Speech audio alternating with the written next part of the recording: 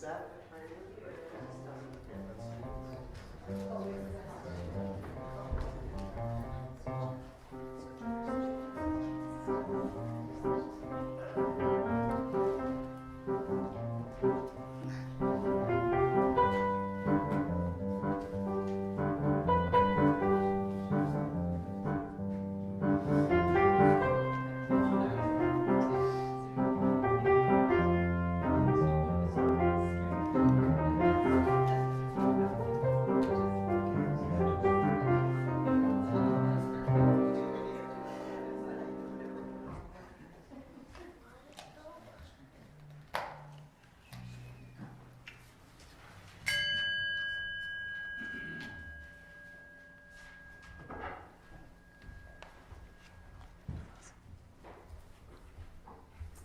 Good morning. My name is Abigail Batone. My pronouns are she, her, and hers. I am a member of the Worship and Music Committee, and I'll be your worship associate this morning.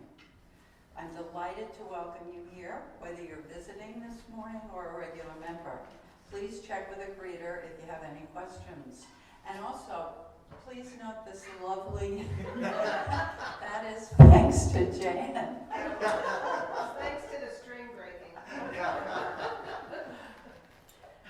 Today we acknowledge that we're located in a place that was once the Wampanoag village of Patuxent.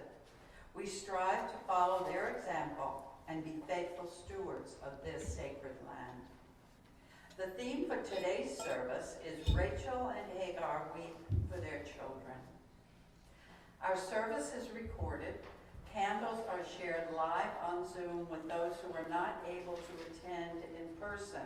They're edited out of public video streaming services and public access cable. This service, as all our services, will be posted on our Facebook page and on YouTube. And Reverend Art today will explain to you we're actually not going to have candles today, which he'll be explaining. Our service today is presented by our minister, Reverend Arthur Lavoie. Our service is being filmed by Lydia Robertson. Today's live music will be offered by Emily Browder Melville and Cheryl Caton. Thank you, Cheryl. Because our services vary from week to week, we suggest you visit us again to experience the variety of worship we offer. If you're a visitor, please consider signing the guest book, which is in the foyer, so you may receive our weekly e-blast. I don't think I see any visitors. Masks are available if you want to wear one during the service. At the end of the service, there'll be a brief break so people can get coffee and treats if you wish. We invite you to return to the chapel with your coffee for a discussion. If you're interested in helping out with a future coffee hour, please talk to Julia Thomas after the service. We always need volunteers. Whoever you are, whomever you love, whatever you believe, wherever you are on your journey, let us walk together this hour. Good morning. I'm the Reverend Arthur Lavoie. My pronouns are he, him, and his. I'm thrilled to have you all part of our service this morning, both those that are present here in the chapel and anyone who is watching on Zoom or public access television or on our YouTube channel. We are going to be doing a slightly different style of service this morning. The service is going to be abbreviated. It's more kind of a social justice related service. The service is going to be abbreviated. Then we will invite people to get coffee and snacks. And for those that want to come back into the chapel for a conversation about what is happening in Israel and Palestine right now, that's the theme of our service. And it will be kind of a facilitated discussion that I'll lead. And then we should be finished with everything by 11:30, which is the time people usually leave after coffee hour anyway. So we're trying this out. Appreciate your feedback on how this will work. Deb is on vacation this week. It's being school vacation week. The nursery is being staffed for any of the children that want or that need childcare that can go after the time for all ages, which will be a little film which is very informative and interesting that Emily will introduce. So that's kind of the framework we're using today. So there will be no joys and concerns because of that. If people have things they need to share, we can do that as part of the discussion or after the discussion at the end of the service. So thank you for being here. Thank you for being willing to participate in this day.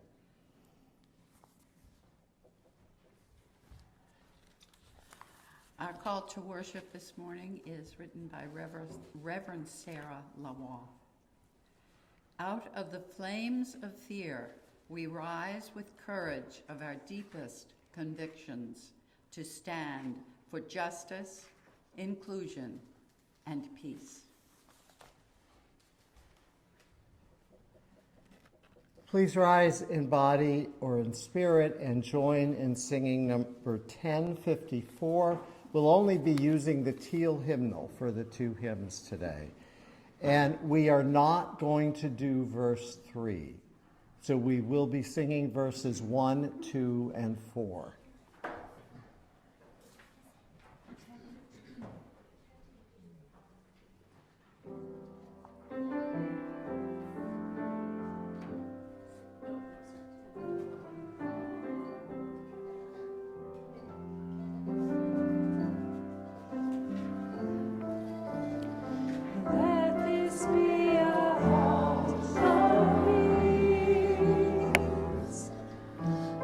Nature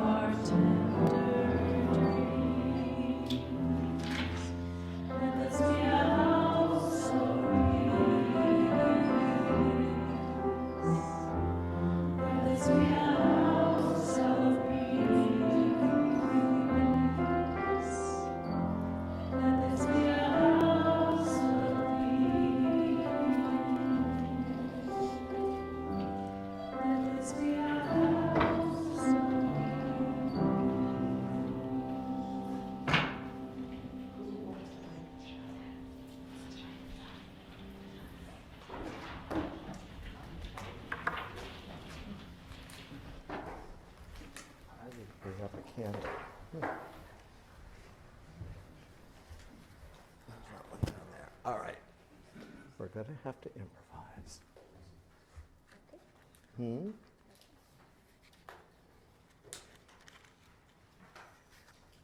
Why don't you take that up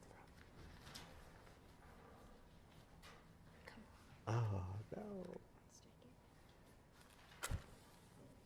There you go.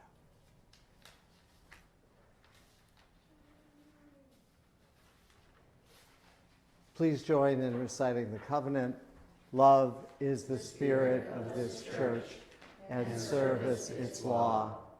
This is our great covenant, to dwell together in peace, to seek the truth in freedom, to speak the truth in love, and to help one another. Please be seated.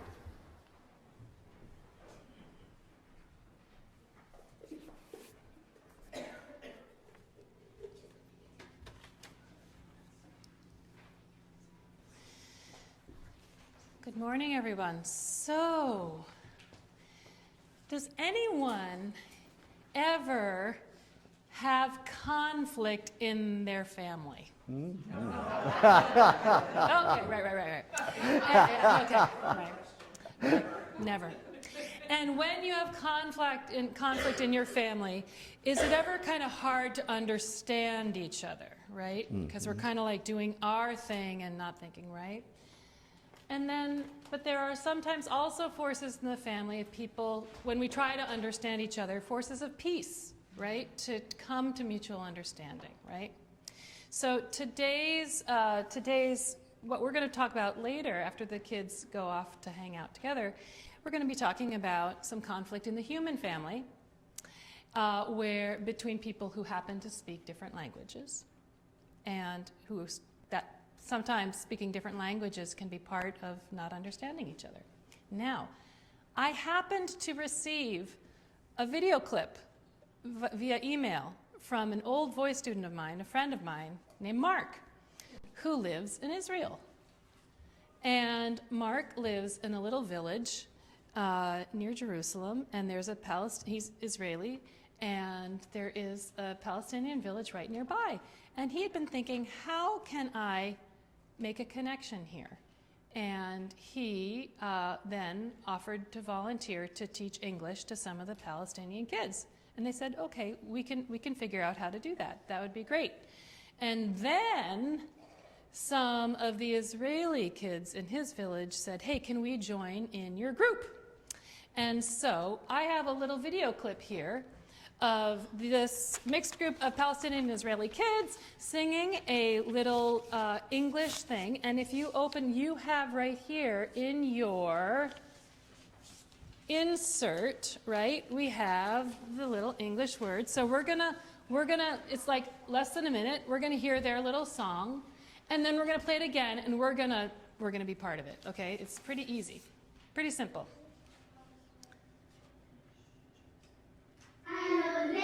Hello there. How are you? How are you? It's so good. It's so good. To see you. To see you. We'll sing and. We'll sing and. Be happy. Be happy. That we're all here. That we're all here. Together again. Together again. There's Blue Jay. There's Blue Jay. These are their names. And Asina. And Dima. And Dima. And Rukaya, and Ziyad, and Marat, that we're all here, together again. Yeah. That's awesome. So that was Mark with the little hat and the beard, okay? And you heard that they were saying their names. Did you hear that they're saying their names? So let's just echo back. Ready? Hello there. Hello there. How are you? How are you? It's so good. It's so good To see you. to see you. We'll sing and. We'll sing and Be happy. be happy That we're all here. that we're all here together again. Beautiful, beautiful. Now, I said, hey, Mark, it would be so cool if our kids here could learn that also in both Arabic and Hebrew. So he sent these words. So please echo back. Marhabten, kif chalkum, kathir minich, b'shofet kum, bidna incheni, umabsutin, mara ucha ma'an, mara ucha ma'an. Fantastic. Now we're about to do the Hebrew, and I just want to say it's missing a little P. The very last line of the Hebrew, which is shekulanu poshuv, it's supposed to be pa'am biachad. Pa'am biachad. Okay, so shalom lachem. Shalom lachem. Ma shlochem. Ma shlochem. Tov me'od. Tov me'od. Lirot otchem. Lirot otchem. Na'ashir. Na'ashir. V'nismach. V'nismach. Shekulanu poshuv pam biachad. Shekulanu poshuv pam biachad. Thank you. And now we'll send the kids off to hang out and have fun. This little light of mine, I'm gonna let it shine. This little light of mine, I'm gonna let it shine.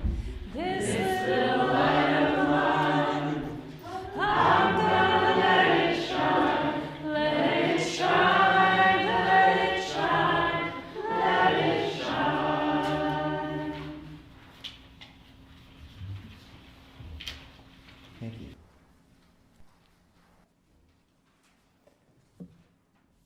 In telling the story of the Israelis and Palestinians, I think we have to begin with the Bible.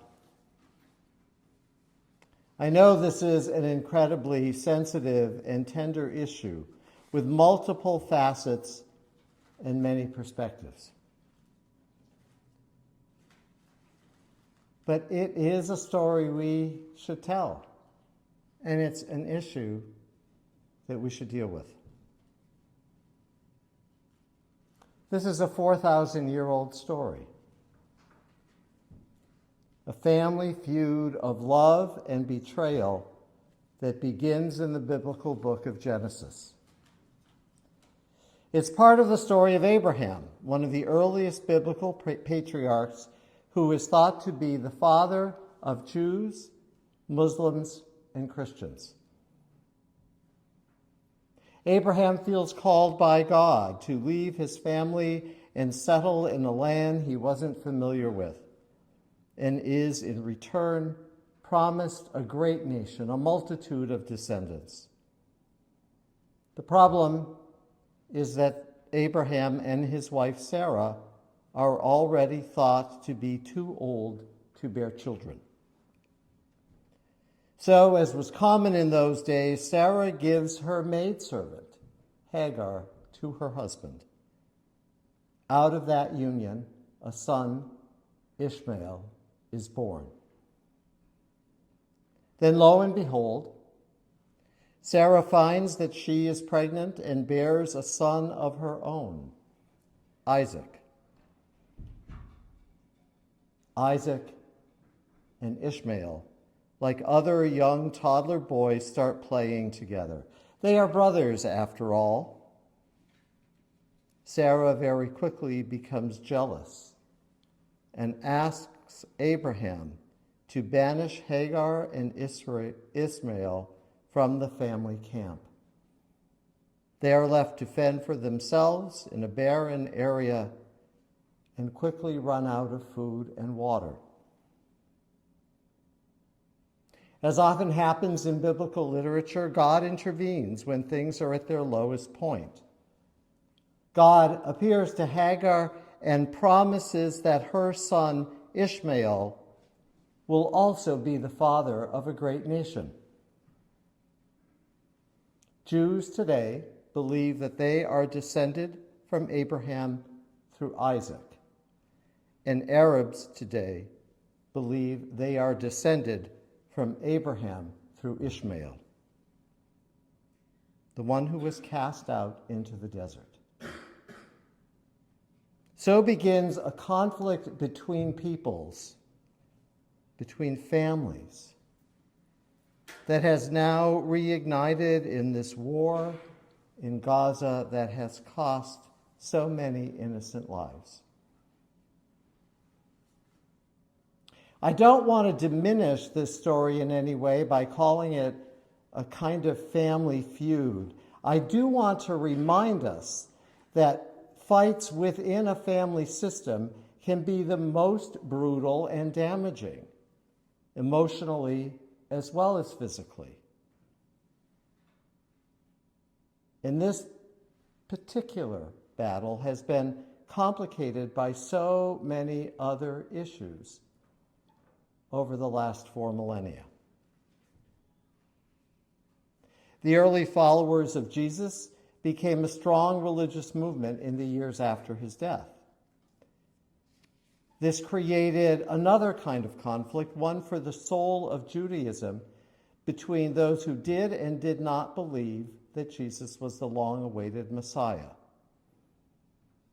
This conflict infused biblical writings so that Jews have been blamed throughout history for killing Christ and have been driven from their homes and brutally and mercilessly slaughtered. The strong anti-Semitism that exists today stems from this other ancient feud between Jews and early Christians. In truth, it was the Romans who crucified Jesus, and some years later, after the Maccabean revolt that is memorialized in our Hanukkah celebrations, it was the Romans who destroyed Jerusalem and drove all the Jews into exile. Non-Jewish Semitic peoples took over the area, and after the dawn of Islam, made Jerusalem into an Islamic holy city. The famous dome on the Rock Mosque, pictured on the cover of your order of service, is built upon the ruins of the great Jewish temple. The western wall of that old temple, also known as the Wailing Wall, is also pictured in that image, which symbolizes some of this ancient conflict for a land held sacred by so many different people. Some of the roots of Western Islamophobia can be symbolized by the Crusades, where men throughout Europe tried to conquer the Holy Land and claim it for Christians, not for Jews or other Arabs. It was Western powers, including the United States, that agreed to create a homeland for the Jewish people after the ravages of the Holocaust. Many Palestinians were forced to leave a land they called home to make room for Jewish settlers who also have an ancient claim to that same piece of land. So those of us in the European community, our hands have also been involved in creating the horrors we find ourselves in the midst of today. Here's another story. Laura Blumenfeld craved revenge. Some days it was all she could think about. Her father, David, an American rabbi, had been shot while visiting Jerusalem. It was not a serious wound, and David recovered. But Laura felt violated. The only relief she felt was when she contemplated and planned the revenge she would take on Omar Khatib, her father's assailant. Laura was a journalist who worked for the Washington Post. She shares this story in a 2002 book called Revenge, A Story of Hope. She and her husband spend the year after their marriage living in Israel. She does some investigative work and learns that Omar is in prison. She seeks out his family. She tells them that she is a reporter, that she is writing a book, and that she wants to know their story. She never tells them that she is the daughter of the man Omar shot, or that she is plotting some way to avenge the shooting of her father. She starts writing letters to Omar that are smuggled to him in prison. In her obsession, she wants to know why he did it. She wants desperately for him to say that he is sorry. Many of the letters Omar writes back to her are filled with political rhetoric about the conflict between Palestinians and Jews. He says that what he did was not personal, that it was a necessary outcome of what he called the occupation of Palestinian lands by Israel. He also writes, though, of the many questions he has on what is going on in the Middle East. In the letters, he claims that violence is not a part of his nature and says that he doesn't want to hurt anyone again. As she and Omar correspond, as she gets to know the Khatib family, she begins to change. Her need, her obsession with vengeance begins to soften as these people become more real to her. And she especially wants them to know her. She wants her father to have a human face, to be real to them as well, and not just some Jew that got in the way of the Palestinian quest for liberation. There's an upcoming court hearing to determine if Omar can be paroled because of his deteriorating health in the damp, crowded prison. And she decides to accompany the family. She insists on addressing the court and faces the 3-judge panel to speak in favor of Omar's release.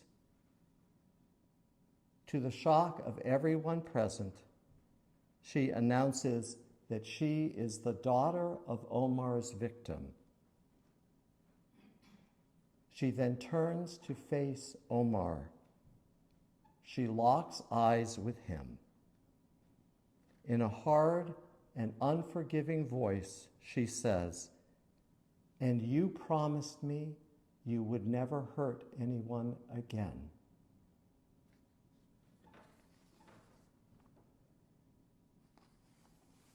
In the biblical book of Jeremiah, there is a passage about Rachel, one of the Israeli matriarchs, weeping for her children who have been driven into exile. The Bible, though, does not mention how Hagar, the matriarch of the Arab people, must also be weeping for all that has been done throughout the ages to her children. At the end of Abraham's life, both of his sons, Ishmael and Isaac, come together to bury their father. Not much is said about this reconciliation of these two brothers from different mothers. With all of the wounds that both peoples have suffered today from each other and from all of us, is it still even possible to bury the loved ones and also bury this ancient conflict that has caused so much trauma for millennia? Most of the conflict that touches our lives emerges when we are triggered by the scars of old trauma, whether it's the trauma we have personally experienced or generational trauma that remains embedded in our family, our history, and our DNA. Can we know enough about what triggers our reactive responses so that we can move toward understanding and reconciliation rather than disagreement and all-out war?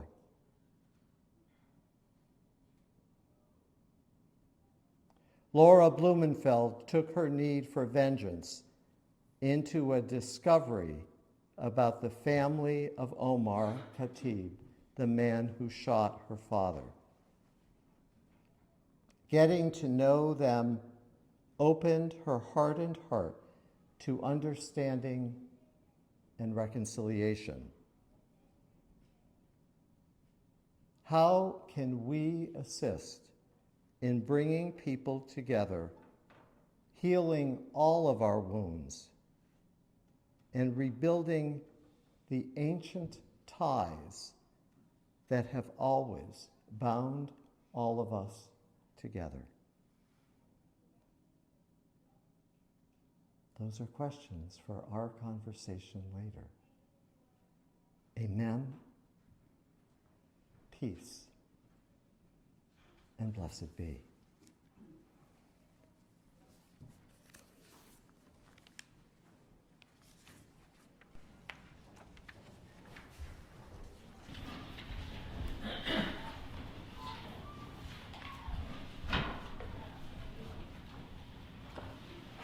Our closing hymn is number 1017, Building a New Way.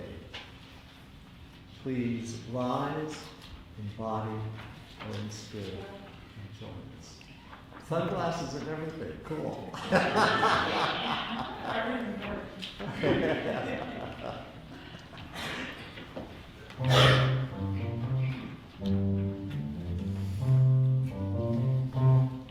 We are building a new way. We are building a new way. We are building a new way. Feeling stronger every day. We are building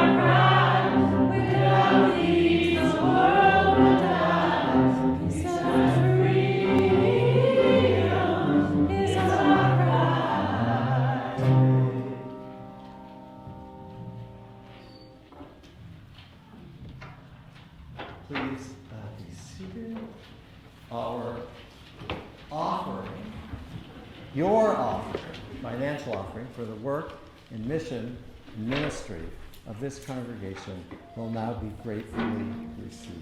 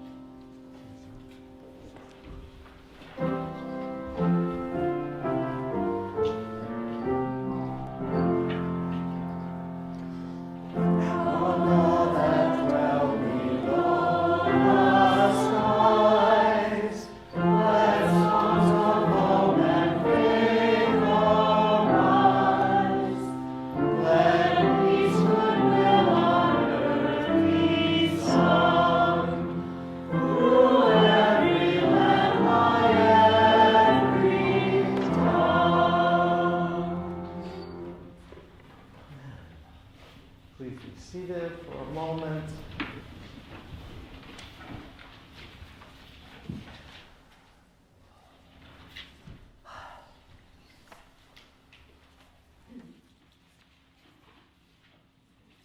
In our call to worship, Sarah Lawal writes, "Out of the flames of fear, we rise with courage and our deepest convictions to stand for justice, inclusion, and peace."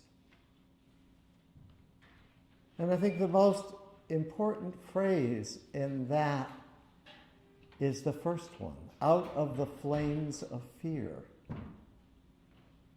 Because these ancient conflicts and current conflicts trigger something in us that rises from our fear, our anxiety, our own trauma and grief. Can we rise like a phoenix out of the ashes of those flames? Can we rise with courage and our deepest convictions to stand for justice, inclusion,